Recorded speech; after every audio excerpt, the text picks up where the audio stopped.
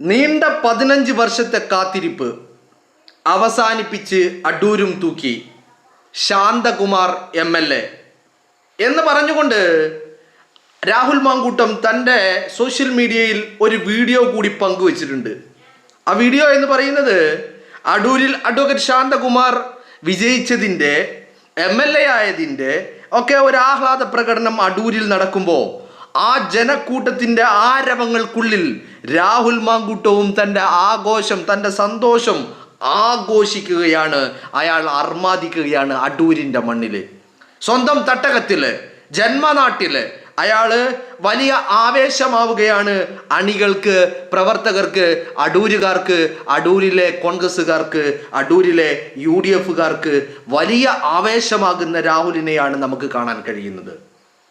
ഒരു ജനത അയാളെ അങ്ങനെ ഏറ്റെടുക്കുന്ന ഒരു കാഴ്ച അത് അടൂരിൻ്റെ മണ്ണിലും കാണുകയാണ്. കഴിഞ്ഞ ദിവസം തെരഞ്ഞെടുപ്പ് റിസൾട്ട് വന്ന അന്ന് പാലക്കാടിൻ്റെ മണ്ണിൽ നടന്ന വിജയാഘോഷത്തിൽ രാഹുൽ മാങ്കൂട്ടവും ഉണ്ടായിരുന്നു. രമേശ് പിഷാരടിയുടെ വിജയാഘോഷത്തിൽ രാഹുൽ മാങ്കൂട്ടവും ഉണ്ടായിരുന്നു.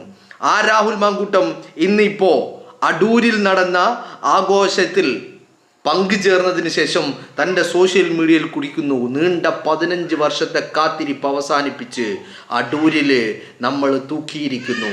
ശാന്തകുമാർ, അഡ്വക്കേറ്റ് ശാന്തകുമാർ MLA എന്നാണ് അദ്ദേഹം പറയുന്നത്.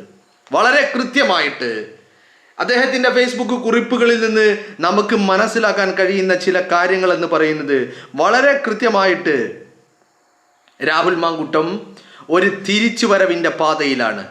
തിരിച്ചുവരവിൻ്റെ പാതയിൽ എന്ന് പറഞ്ഞാൽ കൃത്യമായിട്ട് ആ മനുഷ്യൻ ചിലതൊക്കെ വളരെ കൃത്യമായിട്ട് അയാൾ പ്ലാൻ ചെയ്ത് നിഗമനങ്ങൾ നടത്തി ഒരു തിരിച്ചുവരവിൻ്റെ പാതയിലാണ്. ഇതൊക്കെ കാണുമ്പോൾ കുരുപൊട്ടി ഒലിക്കുന്ന ഒരു കൂട്ടം ആളുകളുണ്ട് എന്നുള്ളത് നമുക്ക് മനസ്സിലാകും, അല്ലേ? രാഹുലിനെ വെട്ടി വീഴ്ത്താൻ, രാഹുലിനെ വെട്ടിയാടിയ രാഷ്ട്രീയ വേട്ടക്ക് നേതൃത്വം നൽകിയ ആളുകൾ, ആ രാഷ്ട്രീയ വേട്ടക്ക് നേതൃത്വം നൽകിയ ആളുകൾ ഇന്നിപ്പോൾ കണ്ണുപൊത്തി, കാതുകൾ പൊത്തിയിരിക്കുകയാണ്. കാരണം ഇനി വരാൻ പോകുന്നത് അയാളുടെ കൂടി ദിനമാണ്, അയാളുടെ കൂടി ദിവസങ്ങളാണ്. വരാൻ പോകുന്നത് UDFൻ്റെ ഭരണമാണ്. UDFൻ്റെ ഭരണമാണ് എന്ന് മാത്രമല്ല, രാഹുൽ മാങ്കൂട്ടം എന്ന് പറയുന്ന യുവജന നേതാവിൻ്റെ തിരിച്ചു വരവ് കൂടിയാണ് വരും ദിവസങ്ങൾക്ക് കേരളം സാക്ഷിയാകാൻ പോകുന്നത്. കൃത്യമായിട്ട്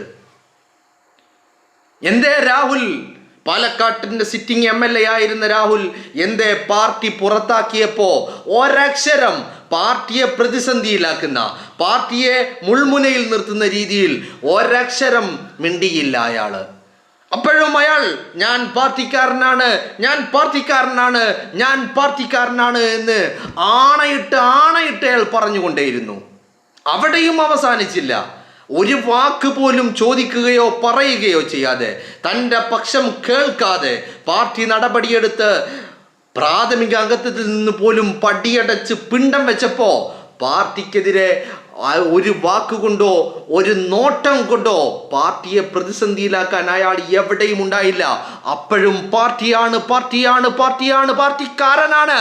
എൻ്റെ ഉള്ളിൽ നിന്ന് പാർട്ടിയെ പുറത്താക്കാൻ ഞാൻ തീരുമാനിക്കണം, ഞാൻ മാത്രമേ തീരുമാനിച്ചാൽ അത് മതിയാകൂ, അത് നടപ്പിലാകൂ എന്ന് അയാൾ ആവർത്തിച്ചു പറഞ്ഞുകൊണ്ടേയിരുന്നു. അവിടെയും അവസാനിപ്പിച്ചോ?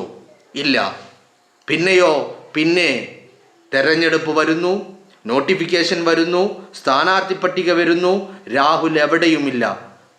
തെരഞ്ഞെടുപ്പ് നോട്ടിഫിക്കേഷൻ വരുന്നതിന് മുമ്പ് പല ആളുകൾ രാഹുലിനോട് ചോദിച്ചു, ഇത്തവണ മത്സരിക്കുമോ, സ്ഥാനാർത്ഥിയാകുമോ? ചോദ്യങ്ങൾ 1000 ഉണ്ടായി. അയാൾ പറഞ്ഞു, എല്ലാം പാർട്ടി തീരുമാനിക്കും. അപ്പോഴും ചോദിച്ചു, നിങ്ങൾ പാർട്ടിയിലില്ലല്ലോ? അയാൾ പറഞ്ഞു, ഞാൻ പാർട്ടിയിലില്ല, പക്ഷെ എൻ്റെ ഉള്ളിൽ പാർട്ടി മാത്രമാണുള്ളത്, ഈ പ്രസ്ഥാനം മാത്രമാണ് എൻ്റെ ഉള്ളിലുള്ളത്. അയാൾ കൃത്യമായ നിലപാട് പറഞ്ഞു. അവിടെയും അവസാനിപ്പിച്ചോ? ഇല്ല. പാർട്ടി പടിയടച്ച് പിണ്ടം വെച്ചു, സ്ഥാനാർത്ഥിത്വം നൽകിയില്ല, സിറ്റിംഗ് MLA ആയിരുന്നു, മത്സരിപ്പിച്ചില്ല, മാറ്റി നിർത്തി. അപ്പോഴും അര വാക്കുകൊണ്ടോ ഒരു നോട്ടം കൊണ്ടോ പാർട്ടിയെ പ്രതിസന്ധിയിലാക്കിയില്ല. പാർട്ടിക്കെതിരെ ആരോപണങ്ങളോ ചോദ്യങ്ങളോ ഒന്നും തന്നെ ഉന്നയിച്ചില്ല. പാർട്ടിയുടെ വിനീത പ്രവർത്തകനായിട്ട്, അതിൻ്റെ ഒരു അനുഭാവിയായിട്ട് അയാൾ മാറി നിന്നു. അവിടെ തീർത്തോ? ഇല്ല. തെരഞ്ഞെടുപ്പ് പ്രചരണം ആദ്യ ലാപ്പിൽ നിന്ന് രണ്ടാം ലാപ്പിലേക്ക്, മൂന്നാം ലാപ്പിലേക്ക്, അവസാന റൗണ്ട് പ്രചരണത്തിലേക്ക് തെരഞ്ഞെടുപ്പ് പ്രചരണം ഇങ്ങനെ കൊണ്ടുപിടിച്ചപ്പോൾ അവസാന ഘട്ടത്തിൽ അയാൾ ഡിജിറ്റൽ യുദ്ധത്തിന്, സോഷ്യൽ മീഡിയ അംഗത്തിന് അയാൾ ഇറങ്ങി പുറപ്പെട്ടു. എല്ലാ ദിവസവും വൈകുന്നേരമാകുമ്പോൾ സോഷ്യൽ മീഡിയയിൽ എണ്ണം പറഞ്ഞ മില്യൺ കണക്കിന് വ്യൂസ് വന്ന വീഡിയോകളുമായിട്ട് അയാൾ രംഗത്തെത്തി. ഏറ്റവും ഒടുവിൽ ഏപ്രിൽ 8 വൈകുന്നേരം എന്ന് പറഞ്ഞാൽ തെരഞ്ഞെടുപ്പിൻ്റെ തലേ ദിവസം രാത്രി എന്ന് പറഞ്ഞാൽ പോളിംഗ് ബൂത്തിലേക്ക് നടന്നു കയറാൻ മണിക്കൂറുകൾ മാത്രം ബാക്കി നിന്നപ്പോൾ എന്തുകൊണ്ട് UDF വോട്ട് ചെയ്യണം എന്ന് പറഞ്ഞുകൊണ്ട് 50-ലധികം കാരണങ്ങൾ, പിണറായി വിജയൻ പരാജയമായ 50-ലധികം കാരണങ്ങൾ കേരളത്തിൻ്റെ പൊതുസമൂഹത്തിന് മുന്നിൽ അയാൾ നിരത്തിവെച്ചു. അയാൾ തെരഞ്ഞെടുപ്പ് വേദികളിൽ ഉണ്ടായിരുന്നില്ല, പരസ്യ പ്രചരണങ്ങളിൽ ഉണ്ടായിരുന്നില്ല, മറിച്ച് അയാൾ ഡിജിറ്റൽ മീഡിയയിൽ യുദ്ധം നയിച്ചു. പാർട്ടിക്ക് വേണ്ടി, പ്രസ്ഥാനത്തിന് വേണ്ടി, UDF വേണ്ടി, UDF സ്ഥാനാർത്ഥികളുടെ വിജയത്തിന് വേണ്ടി അയാൾ വീട്ടിലിരുന്ന് പണിയെടുത്തു. ഓടി നടന്ന് വെയിൽ കൊണ്ടെടുക്കുന്ന പണിയേക്കാൾ വലിയ പണി അയാൾ സോഷ്യൽ മീഡിയയിൽ ഉണ്ടാക്കി. അയാൾ മുന്നോട്ട് വെച്ച ഒരൊറ്റ ചോദ്യത്തിന് പോലും പിണറായി വിജയന്റെ ക്രിമികീടങ്ങൾക്ക് മറുപടി ഉണ്ടായിരുന്നില്ല എന്നുള്ളതായിരുന്നു വാസ്തവം. എന്നിട്ട് ആ ക്രിമികീടങ്ങൾ അവസാനം ഇതൊക്കെ ഫേക്കാണ് എന്ന് പറഞ്ഞു കൊണ്ടുവന്നു. അതിനെയും പൊളിച്ചടക്കി എണ്ണം പറഞ്ഞ മറുപടികൾ കൊണ്ട് സഖാക്കളുടെ അണ്ണാക്കിൽ തന്നെ പൊട്ടിച്ചു രാഹുൽ മാങ്കൂട്ടത്തിൽ, അല്ലേ? അത് കഴിഞ്ഞു വോട്ട് ചെയ്ത രാഹുൽ തിരിച്ചു പോയി പാലക്കാട്ട് നിന്ന് പത്തനംതിട്ടയിലേക്ക്. അപ്പോഴും പാലക്കാട്ട് MLA ഓഫീസ് തുറന്ന് പ്രവർത്തിക്കുന്നുണ്ടായിരുന്നു. പാലക്കാട്ടെ പ്രവർത്തനങ്ങൾക്കൊന്നും ഒരു മുടക്കവും വരുത്തിയില്ല. റിസൾട്ട് വരുന്നതിൻ്റെ തലേ ദിവസം, അതായത് മെയ് 3 ഞായറാഴ്ച രാഹുൽ മാങ്കൂട്ടം പാലക്കാട്ട് തിരിച്ചെത്തി. പാലക്കാട്ട് സ്മൈൽ ഭവന പദ്ധതിയിൽ നിർമ്മിച്ചു കൊടുത്ത 5ാമത്തെ വീടിൻ്റെ കൈമാറ്റം, താക്കോൽ കൈമാറാൻ വേണ്ടിയിട്ട് അയാൾ പാലക്കാട്ട് തിരിച്ചെത്തി. മാത്രമോ അയാൾ അന്ന് പാലക്കാട്ട് തങ്ങി. പിറ്റേ ദിവസം റിസൾട്ട് വരുമ്പോൾ പാലക്കാട്ടുണ്ടായി. അയാൾ പാലക്കാട്ട് റിസൾട്ട് വീക്ഷിച്ചു എന്ന് മാത്രമല്ല, പാലക്കാടിൻ്റെ MLA ആയി രമേശ് പിഷാരടി വിജയിച്ച് കയറിയപ്പോൾ പാലക്കാട്ട് നടന്ന ആഘോഷ പരിപാടിയിൽ വിജയാഹ്ലാദത്തിൽ പങ്കാളിയായി. ഉമ്മൻചാണ്ടി സാറിൻ്റെ വലിയ ഒരു ഫോട്ടോ ഉയർത്തിയിട്ട് അയാൾ പറഞ്ഞു, സാറേ നമ്മൾ വിജയിച്ചിരിക്കുന്നു, കാലം മറുപടി പറഞ്ഞിരിക്കുന്നു എന്ന് രാഹുൽ മാങ്കൂട്ടം വീണ്ടും ആവർത്തിച്ചു പറഞ്ഞു. തന്നെ വേട്ടയാടിയ അതേ മണ്ണില്, രാത്രിക്ക് രാത്രി തന്നെ അറസ്റ്റ് ചെയ്ത് കൊണ്ടുപോയ പാലക്കാടിന്റെ മണ്ണില്, ആ മണ്ണില് തൻ്റെ വേട്ടക്കാരുടെ നെഞ്ചത്ത് കയറി നിന്നിട്ട് അയാൾ ആഹ്ലാദ പ്രകടനം നടത്തി. അയാൾ ആനന്ദ നൃത്തമാടി. മറുപടികൾ ഓരോന്നായിട്ട് കൊടുത്തുകൊണ്ടിരിക്കുക. ഈ പാട്ടൂരിൻ്റെ മണ്ണിലാ, ഒരു തിരിച്ചുവരവിൻ്റെ പാതയിലാണ് അയാള്. കേരളത്തിൽ UDF സർക്കാർ അധികാരത്തിൽ വരുന്നതിന് തൊട്ടു പിന്നാലെ അടുത്ത നിമിഷങ്ങളിൽ, വെരി നെക്സ്റ്റ് മൊമെന്റിൽ രാഹുൽ മാങ്കൂട്ടത്തിൽ ഈ പാർട്ടിയുടെ രാജകീയമായ തിരിച്ചുവരവ് അയാൾ നടത്തുമെന്നുള്ള കാര്യത്തിൽ ഒരു തർക്കവും ഇല്ല എന്നുള്ളതാണ്. ഇന്നലെ ഇപ്പോൾ സോഷ്യൽ മീഡിയയിൽ വലിയ ചർച്ചയാകുന്ന ഒരു കുറിപ്പുണ്ട്, രമേശ് പിഷാരടിയുടെ കുറിപ്പാണ്.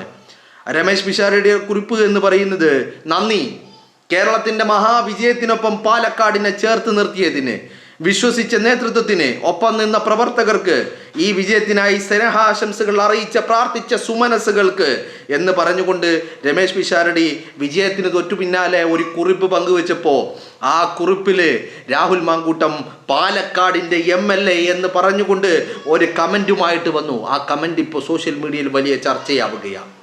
ഞാൻ പറയുന്നത് മറ്റൊന്നുമല്ല, നമ്മളെല്ലാവരും ആഗ്രഹിച്ച രാഹുൽ മാങ്കൂട്ടത്തിലെ തിരിച്ചുവരവ്, അതിനുള്ള കളം ഒരുങ്ങുകയാണ് എന്നല്ല, തിരിച്ചുവരവിനുള്ള കളം ഒരുങ്ങിക്കഴിഞ്ഞു. അതിൻ്റെ ഓരോ പടിപടിയായിട്ടുള്ള ഘട്ടങ്ങളാണ് നമ്മൾ കണ്ടുകൊണ്ടിരിക്കുന്നത് എന്നുള്ളതാണ്. അതല്ലെങ്കിലും അങ്ങനെയല്ലേ സംഭവിക്കേണ്ടത്? അത് മാത്രമാണല്ലോ സംഭവിക്കേണ്ടത്. ചെറുക്കൻ ഈ പാർട്ടിയിൽ നിന്ന് ഇറങ്ങിപ്പോകുമ്പോൾ ഒരു വല്ലാത്ത ഘട്ടമായിരുന്നു അത്. പാർട്ടിയെയും പ്രസ്ഥാനത്തെയും സംബന്ധിച്ചിടത്തോളം അങ്ങനെ ഒരു നടപടി എടുക്കുകയല്ലാതെ വേറെ വഴികൾ ഉണ്ടായിരുന്നില്ല പാർട്ടിക്ക്. ഈ പ്രസ്ഥാനത്തിന് മറ്റു വഴികൾ ഉണ്ടായിരുന്നില്ല. കാരണം ഒരു തെരഞ്ഞെടുപ്പിനെ മുന്നിൽ കണ്ടു നിൽക്കുമ്പോഴാണ് 2016 നടത്തിയ അതേ തന്ത്രം. അന്ന് ഉമ്മൻചാണ്ടിയെയാണ് കരുവാക്കിയിരുന്നതെങ്കിൽ ഇത്തവണ രാഹുൽ മാങ്കൂട്ടമായിരുന്നു അല്ലേ? കേരളത്തിലെ വേശ്യാ മാധ്യമങ്ങൾ കൊണ്ടുപിടിച്ച ചർച്ചകൾ നടത്തി, തലക്കെട്ടുകൾ ഉണ്ടാക്കി, സ്റ്റോറികൾ ഉണ്ടാക്കി, ചർച്ചകൾ ഉണ്ടാക്കി. അങ്ങനെ ഒരു ഘട്ടത്തിൽ ഈ പാർട്ടിക്കൊരു പോറലും ഏൽപ്പിക്കരുത്, ഒരുത്തൻ്റെ മുന്നിലും തലകുനിക്കാൻ പറ്റില്ല, ഈ പാർട്ടി പ്രതിസന്ധിയിലാവരുത് എന്നുള്ള ഒരൊറ്റ നിലപാടിന് പുറത്താണ് രാഹുലിനെതിരെ നടപടിയെടുത്തത്. ഞാൻ ആവർത്തിച്ചു പറയുന്നു, അങ്ങനെ ഒരു തെരഞ്ഞെടുപ്പ് ഘട്ടമല്ലായിരുന്നുവെങ്കിൽ പാർട്ടി രാഹുലിനെതിരെ നടപടി എടുക്കില്ലായിരുന്നു എന്നുള്ളതാണ് ഇതിൻ്റെ വാസ്തവം എന്ന് പറയുന്നത്. അപ്പോൾ ആ നമ്മുടെ ചെറുക്കൻ തിരിച്ചു വരവിൻ്റെ പാതയിലാണ്. തിരിച്ചു വരവിൻ്റെ ആദ്യ പടികൾ അയാൾ നടന്ന് കയറി തുടങ്ങിയിരിക്കുന്നു എന്നുള്ളതാണ് നമുക്ക് മനസ്സിലാക്കാൻ സാധിക്കുന്നത്.